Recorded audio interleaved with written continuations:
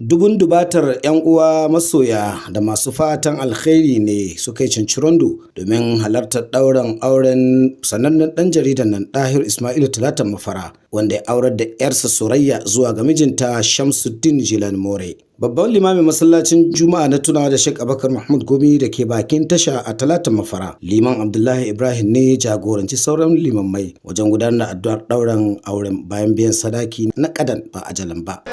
Allah ka ba mu lafiya da zama lafiya da gaba lafiya. Karanta fata a baki daya.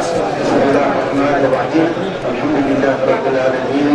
Jim kaɗan bayan kammala ɗaurin auren ne kuwa mahaifin amarya sanannen ɗan jarida Ɗahiru Ismail Talatan Mafara ya yi godiya ga Allah subhanahu ta'ala da kuma fatan alkhairi ga waɗanda suka halarci wannan ɗaurin aure na 'yarsa. Gwargwado an yi abin da aka iya yi, muna godiya kwarai musamman ga ɗimbin jama'a da suka samu halatta da kuma waɗanda suka kawo ɗauki don ganin cewa an yi wannan hidima cikin salama. Ango da 'yan uwansa ba su ɓoye farin cikinsu ba dangane da ganin wannan rana da Allah subhanahu ta'ala ya nuna masu, inda suka bayyana farin cikin su tare da godiya ga Allah. Gaskiya ina godiya sosai kamar yadda Allah ya kawo kowa lafiya wannan taron hidiman namu, ubangiji ya Allah mai da kowa gidansa lafiya. Su ma dai 'yan uwan amarya iyayenta daban-daban sun bayyana farin ciki ga Allah subhanahu ta'ala game da wannan rana.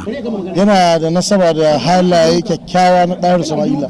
Ɗahiru mutum ne wanda a buɗe ga mutane, sannan kuma yana da kyakkyawan alaƙa da al'umma.